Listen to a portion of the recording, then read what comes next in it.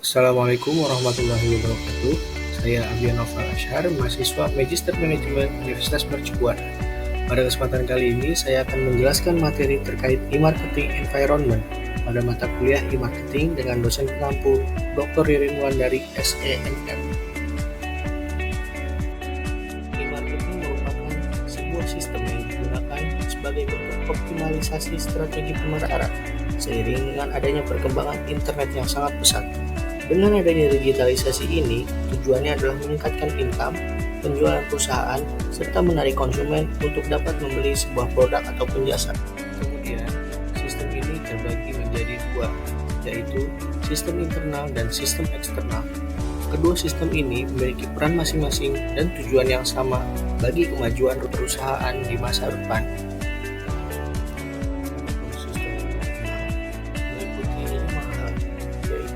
Visi dan misi perusahaan, kemudian struktur manajemen, selanjutnya adalah nilai-nilai, SDM yang unggul, serta aset yang dikelola oleh perusahaan dengan baik.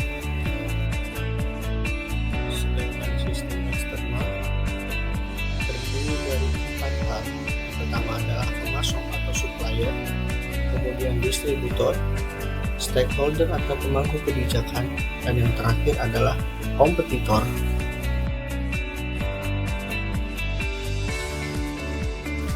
Sistem internal yang pertama adalah visi dan misi.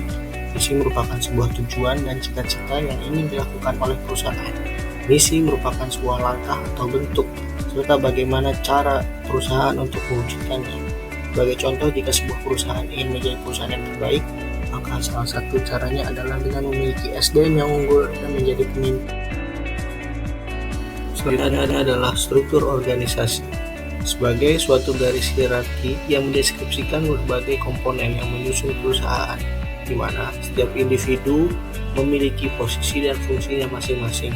Struktur organisasi yang baik adalah dengan menempatkan SDM terbaik sesuai dengan posisinya, tidak adanya tumpang tindih jabatan, dan memiliki garis birokrasi yang jelas. Selanjutnya adalah value atau nilai diri yang menjadi tolak ukur karyawan di dalam perusahaan.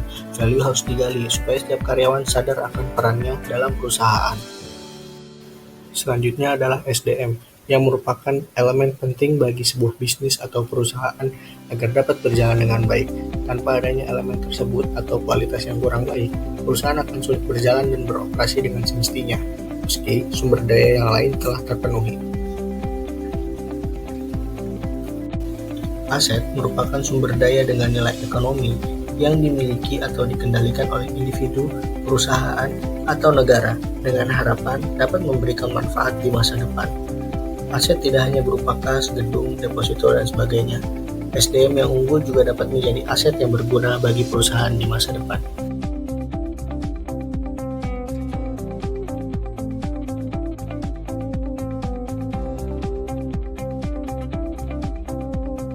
Selanjutnya adalah supplier. Dengan internet telah membuka pasar bagi banyak perusahaan untuk mengakses pemasok baru yang potensial. Dengan adanya internet juga memiliki dampak yang besar pada pengaturan pemasok karena adanya hubungan kemitraan dan integrasi vertikal untuk meningkatkan efisiensi. Teknologi yang digunakan seperti pertukaran data elektronik atau EDI dan bahasa markup yang dapat diperluas atau XML telah memungkinkan pertukaran informasi menjadi lebih baik. Distributor, dengan adanya e-marketing akan mempermudah distribusi. Dengan adanya e-marketing juga dapat memangkas biaya distribusi dan membantu mempermudah distribusi. Sebagai contoh, JNT, Antar Aja, Gojek, dan lain-lain merupakan perusahaan penyedia jasa antar atau distribusi yang mendekatkan produsen dan konsumen dengan harga yang. Stakeholder berperan sebagai bagian dari perencanaan promosi sebuah organisasi. Komunikasi secara efektif dengan berbagai pihak sangat penting untuk keberhasilan hubungan yang berkelanjutan bagi perusahaan. Stakeholder dapat menggunakan berbagai media sebagai alat promosi dengan cara yang lebih cepat dan lebih fleksibel kepada konsumen. Yang terakhir adalah kompetitor. Dengan adanya e-marketing membuka ruang yang lebih luas untuk berkompetisi, sehingga perusahaan harus melakukan inovasi dan inisiatif yang mendobrak. karena persaingan akan lebih ketat dan lebih besar di era digital ini.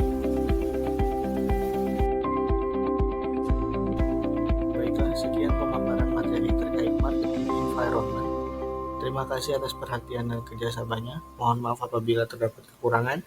Billahi taufiq wal hidayah. Wassalamualaikum warahmatullahi wabarakatuh.